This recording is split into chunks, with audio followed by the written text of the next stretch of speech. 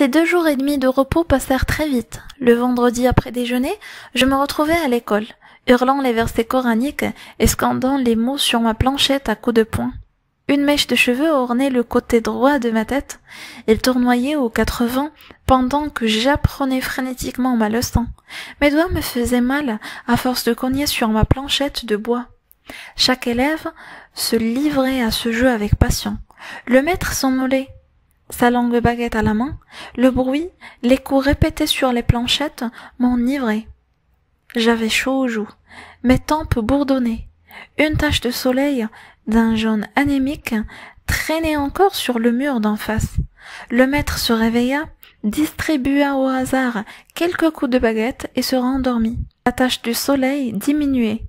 Les cris des enfants s'étaient transformés en tord, en cataracte, en bruit de rafale. La tache du soleil disparut. Le maître ouvrit les yeux, béa, distingua au milieu de toutes ces voix celle qui déformait une phrase vénérée, rectifia le mot défectueux et chercha une position confortable pour reprendre son somme. Mais il remarqua que le soleil avait disparu. Il se frotta les yeux, son visage s'éclaira, et la baguette nous fit signe de nous rapprocher. Le bruit cessa brutalement. Installés tout contre l'estrade du frère, nous chantâmes la première sourate du Coran. Les plus petits comme les plus grands la connaissaient. Nous ne quittions jamais l'école le soir sans la chanter. Le vendredi, nous la faisions suivre de quelques vers de Ibn Ashir, consacrés au rituel des ablutions, et d'une ou 2 prières pour implorer la miséricorde de Dieu en faveur de nos parents et de nos maîtres morts et vivants. Nous étions heureux quand commençaient ces litanies. Elles signifiaient la fin de nos souffrances, le retour à la maison, la course dans les ruelles humides. Enfin, le maître nous libéra un par un. Avant de partir, nous nous dirigions vers l'estrade pour le saluer une dernière fois et lui baiser la main. Chacun prit ses babouches de dessus une étagère placée à l'entrée de la salle d'école et s'en alla. Il faisait déjà sombre quand j'arrivai à la maison.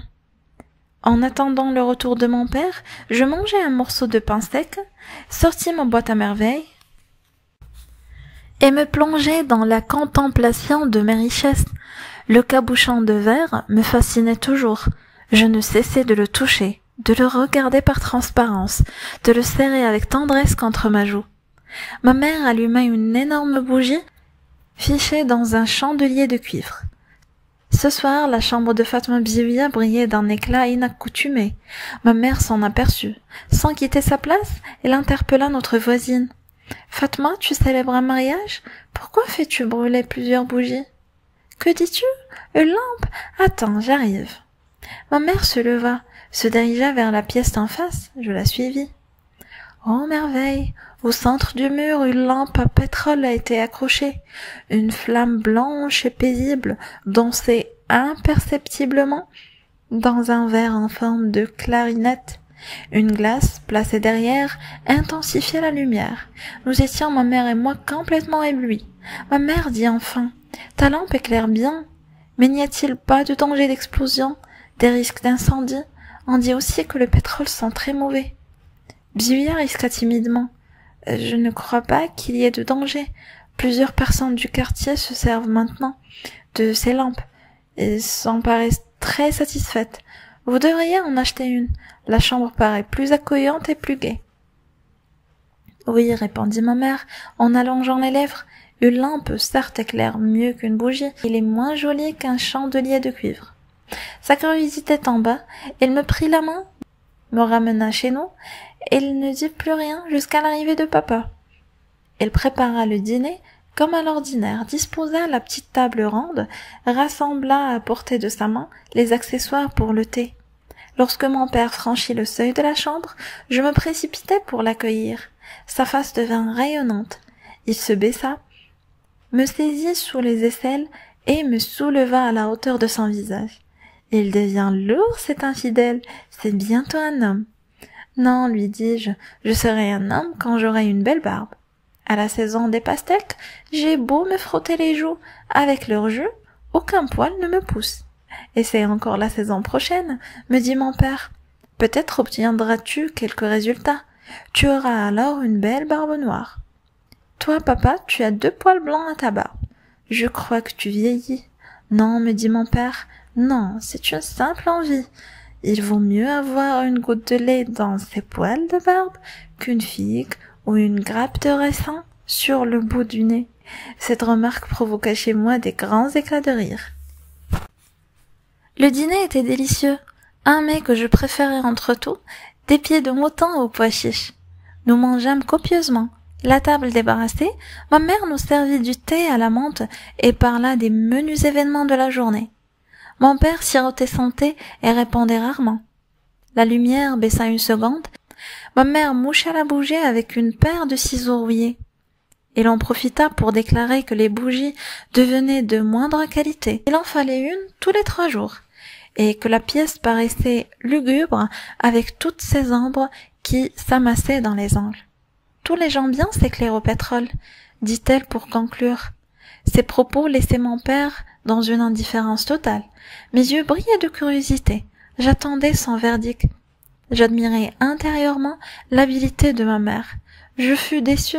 Sans commentaire, mon père se prépara pour dormir. Je gagnai mon lit. Je rêvais cette nuit d'une belle flamme blanche que je réussis à tenir prisonnière dans mon cabochon de verre taillé en diamant. Le lendemain, à mon retour du site pour le déjeuner, je sautai de joie et de surprise lorsque je découvris, accrochée au mur de notre chambre, bien au centre, une lampe à pétrole identique à celle de notre voisine. Le matin, Driss le teigneux, en venant chercher le couffin pour les provisions, l'avait tendu à ma mère.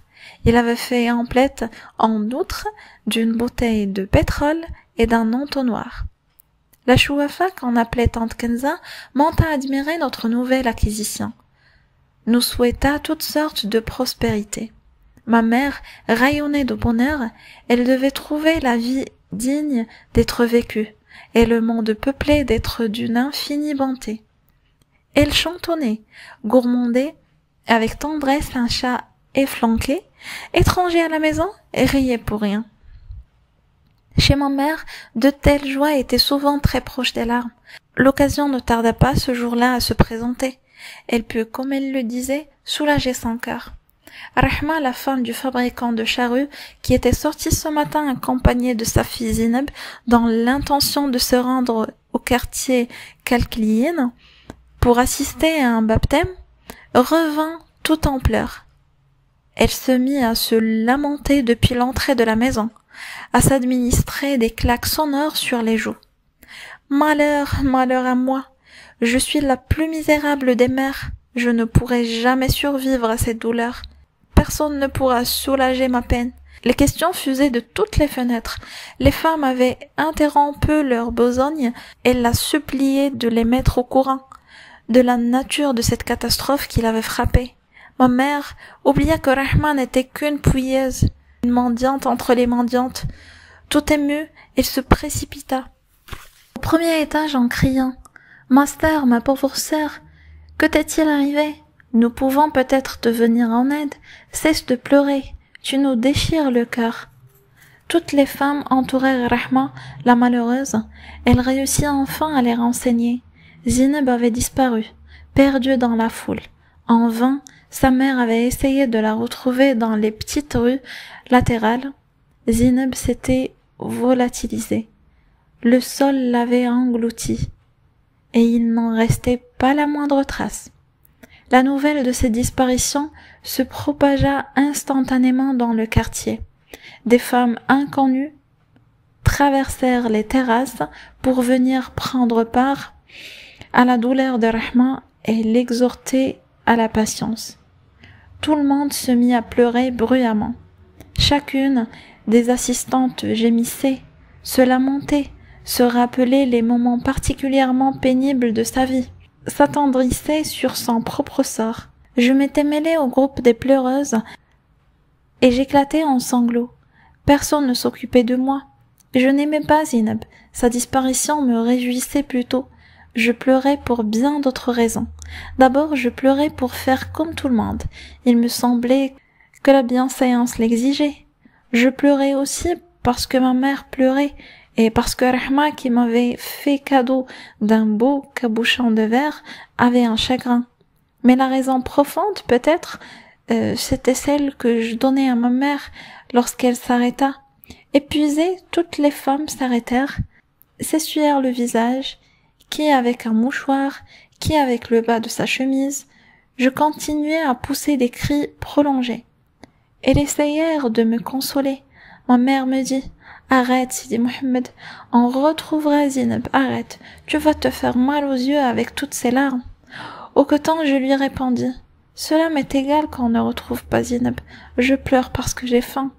Ma mère me saisit par le poignet et m'entraîna courroucée.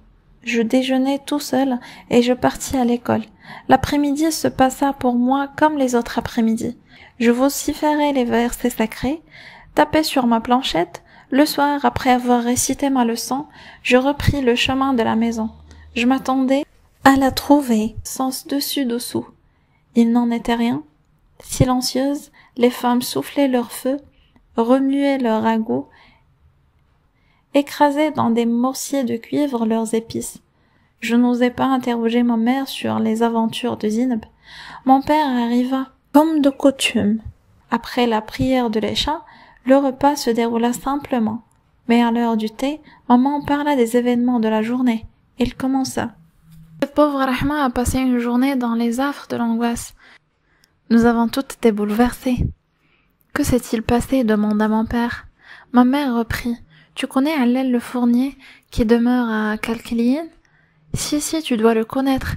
Il est marié à Khadija, la sœur de notre voisine Rahma. Il y a un an, ils sont venus passer une semaine ici chez leurs parents. Ce sont des gens honnêtes, pieux et bien élevés. Mariés depuis 3 ans, ils désiraient vivement avoir un enfant. La pauvre Khadija a consulté les guérisseurs, les frères, les sorciers et les chouafas sans résultat. Il y a un an, ils sont allés en pèlerinage à Sidi Ali Bosrarin.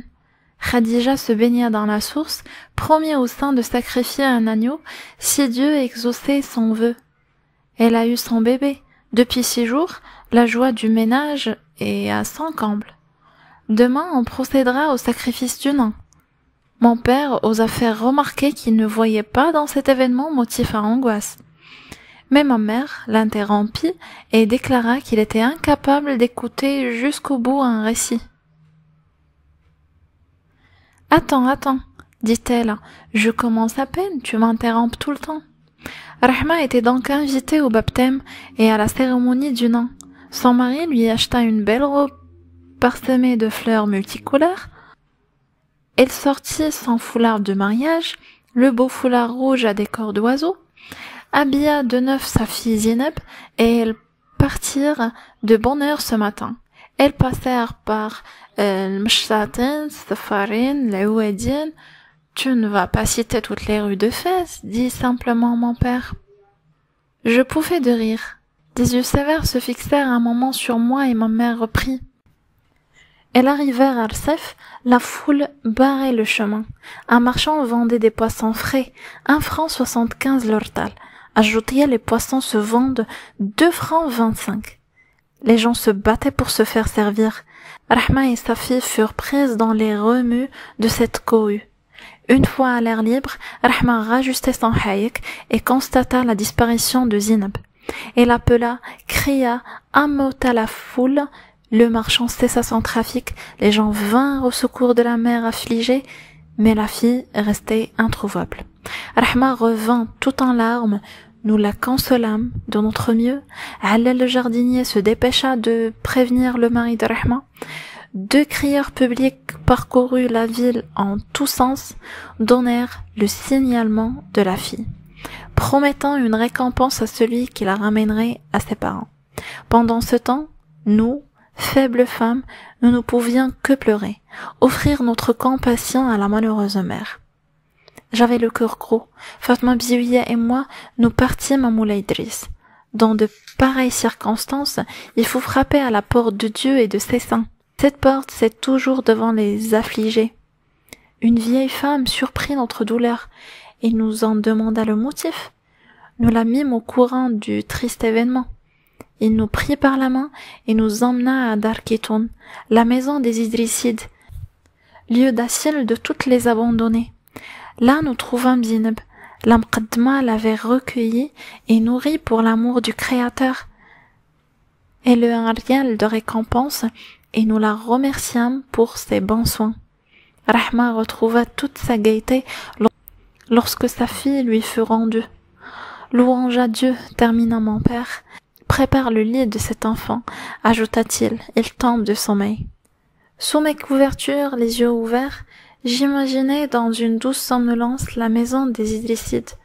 Je me représentais une vaste demeure aux mosaïques fanées, bourdonnante comme une ruche de voix de femmes en instance de répudiation, de jeunes filles malheureuses et d'enfants perdus. Moi aussi j'étais perdu dans une ville déserte. Je cherchais en vain un lieu d'asyl.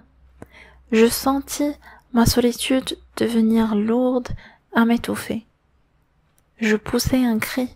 Une parole douce vint de loin apaiser ma fièvre et je tombai dans le noir.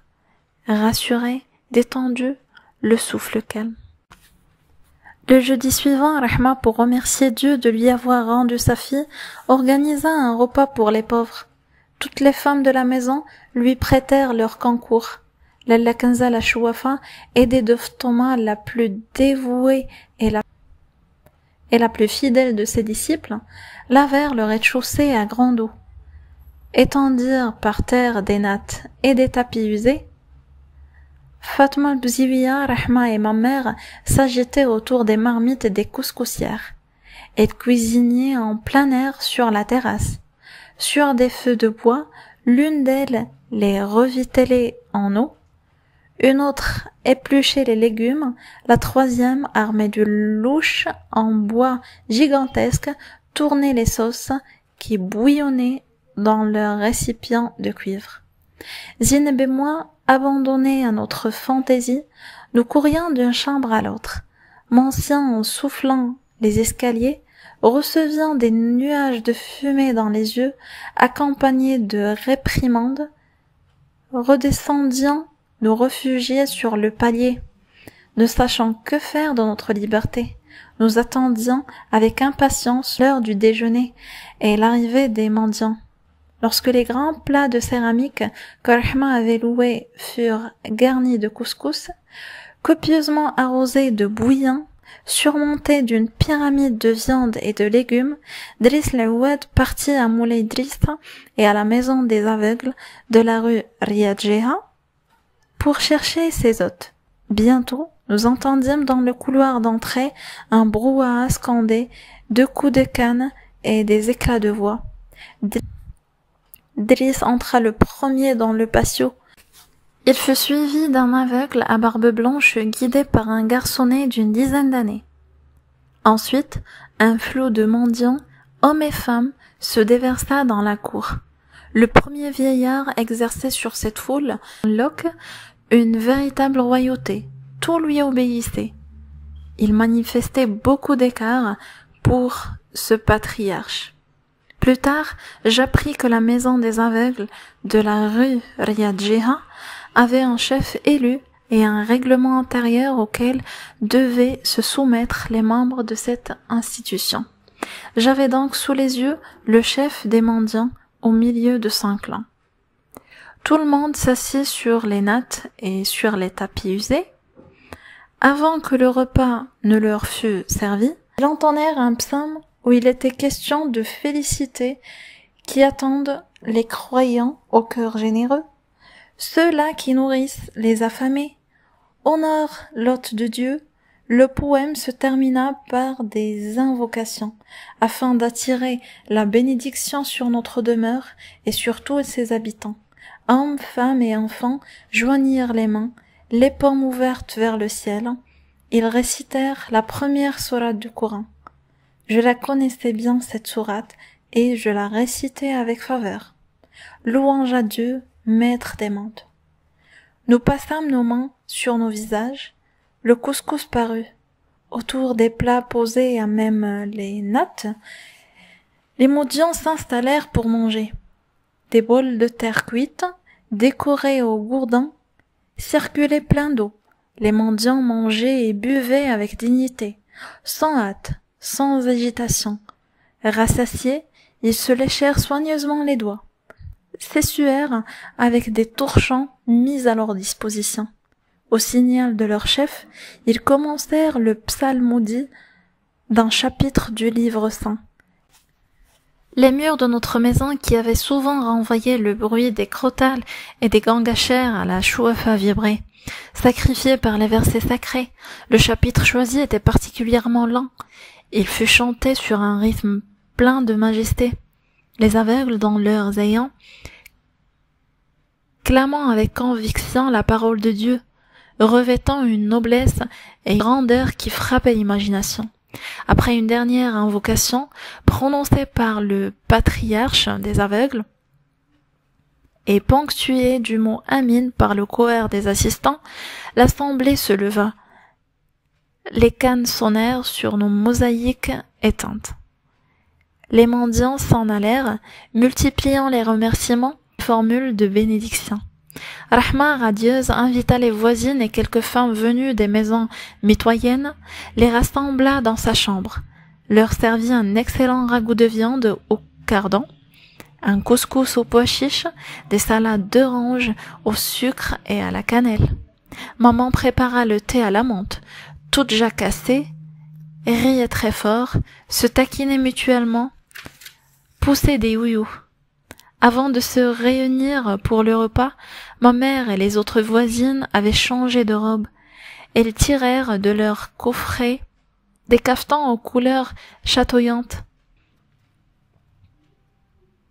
des tchinas ornées de fleurs et, pour se coiffer, de riches foulards de soie. La fête dura jusqu'au coucher du soleil. Il se termina sur la terrasse avec d'autres youyous, d'autres vœux et la promesse de se revoir. Pendant tout ce temps, personne ne s'était occupé de moi.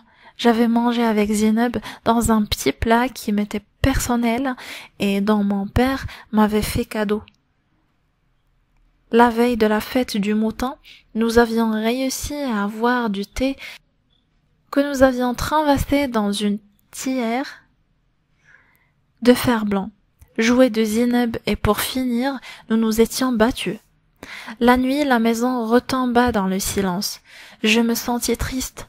Je sortis ma boîte. Je vidai sur un coin de matelas, regardai un à un mes objets. Ce soir, ils ne me parlaient pas. Ils gissaient inertes, maussades, un peu hostiles. Ils avaient perdu leur pouvoir magique et devenaient méfiants, secrets. Je les remis dans leur boîte. Une fois le couvercle rabattu, ils se réveillèrent dans le noir pour se livrer à mon insu à des jeux fastueux et délicats. Ils ne savaient pas, dans leur ignorance, que les parois de ma boîte à merveilles ne pouvaient résister à ma contemplation. Mon innocent cabochon de verre grandit, se dilata, atteignit les proportions d'un palais de rêve, s'orna de lumière et d'étoffes précieuses. Les clous, les boutons de porcelain, les épingles et les perles changées en princesses, en esclaves, en juvenceaux, pénétrèrent dans ce palais, jouèrent de douces mélodies, se nourrirent de mets raffinés, organisaient des séances d'escarpolettes, volèrent dans les arbres pour en croquer les fruits, disparurent dans le ciel sur l'aile du vent en quête d'aventure. J'ouvris la boîte avec d'infinies précautions afin de jouir plus intensément du spectacle. L'enchantement disparut, je trouvai simplement un cabuchon de verre, des boutons et des clous sans âme et sans mystère. Cette constatation fut cruelle. J'éclatai en sanglots. Ma mère survint, parla de fatigue, m'emmena dormir.